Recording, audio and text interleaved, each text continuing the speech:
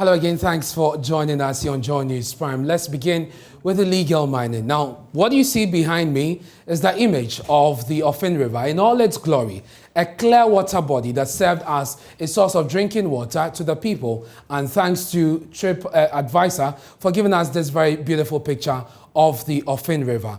But from Google Live Images, we're seeing something different. So this is the image that Google is giving us of the Offin River. And let's start from here, which is the area around Offin. So this is the river you're seeing over there. It's turned creamy, not your pleasant creamy, but creamy wasted water resource. And this is just the tip of the iceberg. So this is Offin, and this image gives us the Imponua area, which is around the border of the town where my colleague Erastus Asaridonko has been to. And we are learning today from that report from Love News and their checks on the Offin River that it's been polluted heavily, disturbing pollution on the river. There are Chang Fan operators on there sitting directly on the river at Ichimamponia and the borders of the Mankranso town, the Ashanti region. Even after the arrest of 9 people by a joint police and immigration team, a visit to portions of the water source reveal active pollution of the Offin River. Erastus Aridonko led a team to the area, and here's his report to you.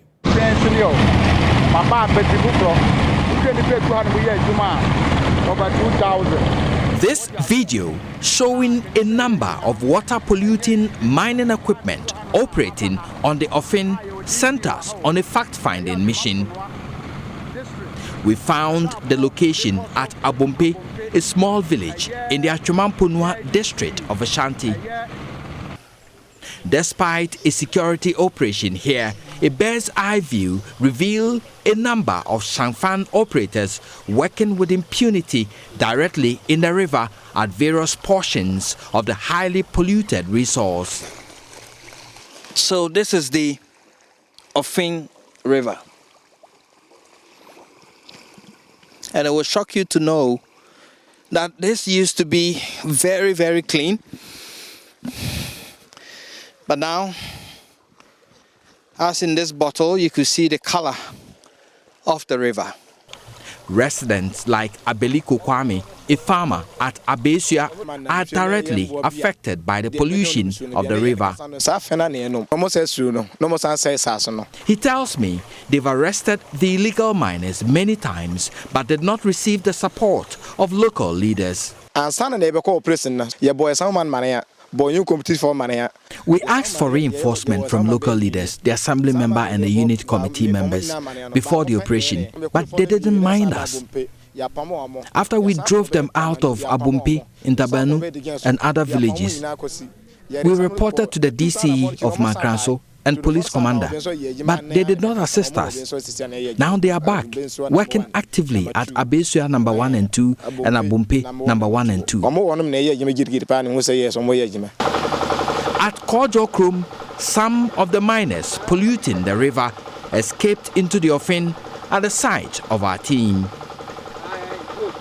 Local leaders like Beposo Ochami Ajenim Boatin denies knowledge of the problem.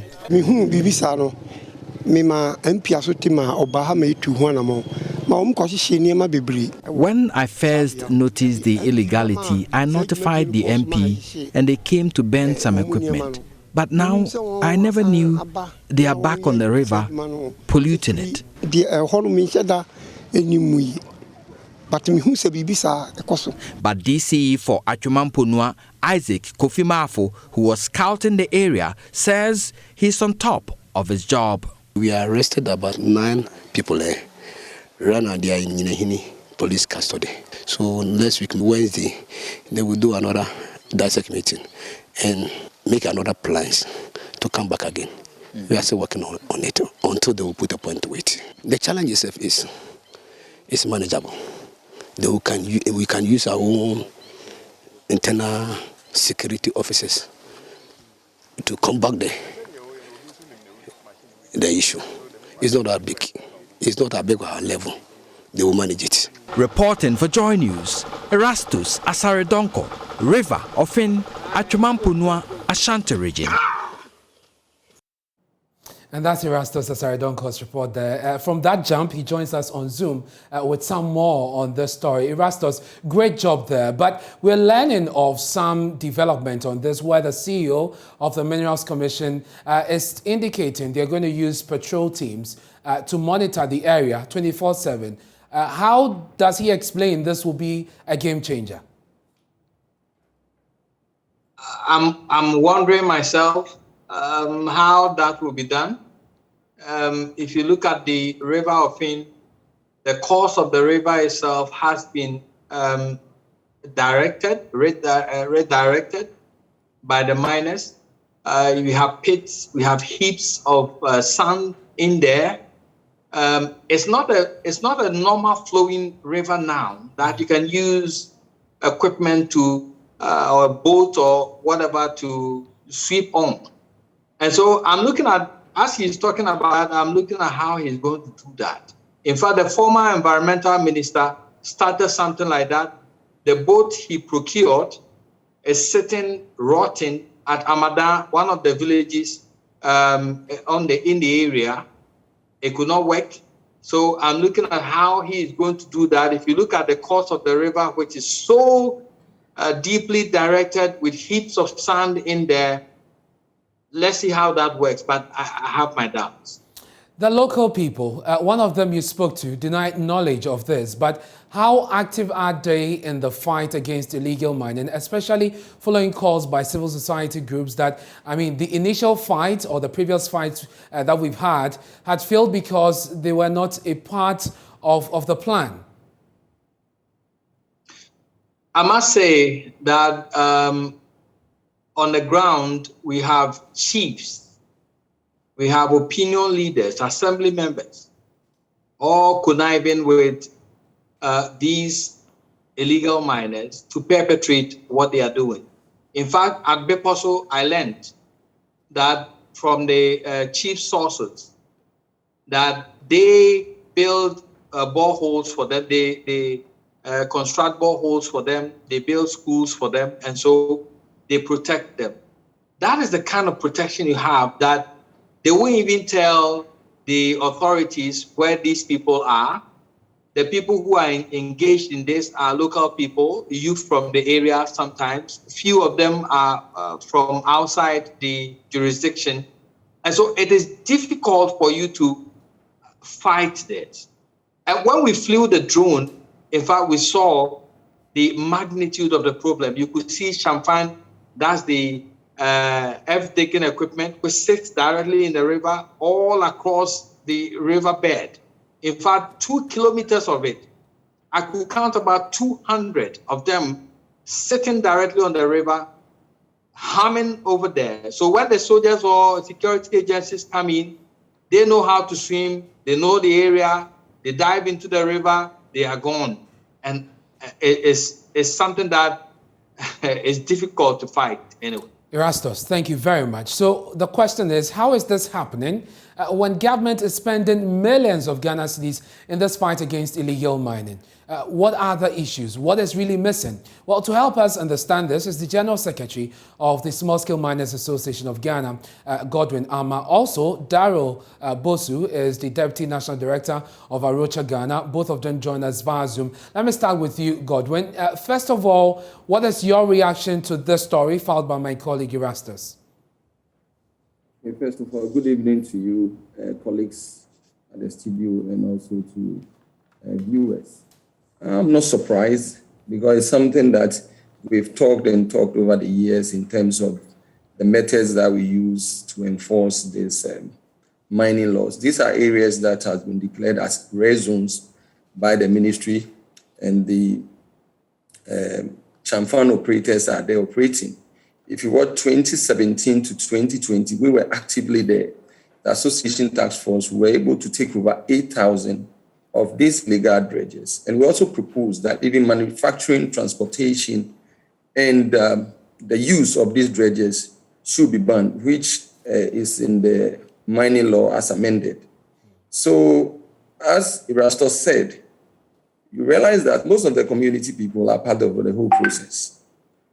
They stay in the community. They produce this equipment there. They are manufactured in the communities.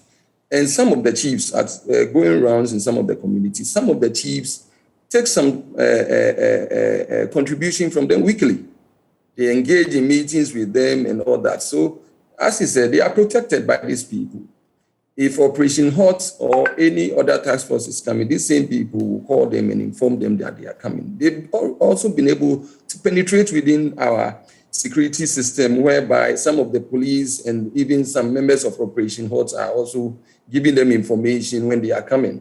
So before you realize this task force and Operation Hot gets into the communities, they are already gone. And also the Chang Fan equipment is very cheap. You know, it's not that expensive to build. I think if you have about 8,000 cedis, you should get these floaters on the river bodies. And they don't pay any compensation. As I've said, managing it too is also cheap. And it encourages them to do it. But we have district assemblies, we have what we call the district mining committees that have been set to ensure that enforcement is done at the local level. I don't see them being active. We have all the solutions in books. But I tell you, my brother, its implementation, we are way back. Very well. So Mr. Ama, kindly hold on there for me. You talk about implementation of some of the rules and the solutions. Let's speak to Daryl Bosu, who is with Arocha Ghana, a Deputy National Director. Daryl, so what does this tell you about government's fight against illegal mining? After spending millions of cedis, today we are seeing the nature of the Offin River. What is missing? Good evening, Ernest, and thank you very much. I think Godwin has raised some key pertinent issues, and I think that we all need to seriously reflect on it. I'm actually shocked by the enormity of the situation from Erastus' report, and it tells you that government has not been able to take control of the impunity which is surrounding this whole enterprise. And until government does that, and Gordon mentioned some key areas government need to tackle. Look at the chiefs, look at the assemblies, the workers, the security forces themselves who are supposed to be there to enforce and ensure compliance. Government is not doing that. And I think that is a major challenge of this campaign by government to hold Galamsey until government can really enforce the law. Changes and amendments were made to the law, 703, Act 703, but we don't see all of these being implemented. I mean, I read about the reports by the ministry on their website, and there was no mention of any arrest made. So that aspect of deterrence and compliance and ensuring that we enforce the law, all the people who are culpable are brought to book, we are not seeing a clear-cut strategy by government. That's too much like a basic attitude when it comes to that aspect of the enforcement. And that is why I think that this impunity keeps going on. Somebody at the municipalities, at the various districts should be fired for non-performance of their duty. The chiefs should be brought to book. I mean, nobody is above the law. I remember the small-scale mining dialogue in 2001, where the minister said that no one will be above the law, but I don't see that is happening now. Right. This is, I would say, a tip of the iceberg. So there are issues happening in many areas. There are pockets of some of these instances happening. But if you allow 2-3 Chang Fans to be on the river, and in a week or so, you get 800 more and all of that. But where was the various agencies when there were only 2 Chang Fans on the river bodies? Right. Where were they? So government must simply crack the whip for you, Daryl. Government must simply crack the whip and arrest people. And that is what they are not doing. Sanction authorities who have been put at the helm. Yeah. We'll leave it here, Daryl. I'm grateful for your time. We ran out of time on this, but Godwin is still with us on the line. Godwin, I mean, your members are crucial in this. You mentioned a number of things that government should do, some of which have been adapted. But your members, how are they helping the situation? Yeah, as I said, we have a task force that works closely with the Ministry of Lands and Natural Resources. But for some time now, we are not working because the national security says the gears that they are working is close to the military. So we have to pause and change because some of our members were even arrested for wearing the uniforms. And if you realize, because we work within the communities, it's easier for us to get closer and monitor some of these activities and make sure that we arrest. A lot of arrests were made. So we are still working with the ministry now that they've launched the water wardens with the speed boats that have been given, although they are not adequate. We will also be providing that supportive role by moving on the ground, because there are so many areas, the tributaries, that you cannot even use these speed boats on. So we'll be working closely with our colleagues who are mining, because if the turbidity level is very high, you cannot even operate as a mine, because what you are going to put to wash itself is a slurry material. So it's also affecting us. Sure. So we are working closely with them so that our task force will work. We wanted to adopt the Brim River. That is what the association wants. We want to focus on one river so that the impact will be very high. Then we'll be able to clear these river bodies. We are working with the ministry, as I said, and then UMAT. So very soon you hear of us working on the Brim, and we're giving ourselves a year to reduce the turbidity levels to the minimum level. And Godwin, we'll return to you and follow up on this one. I'm grateful that you could join us on Joy News Prime.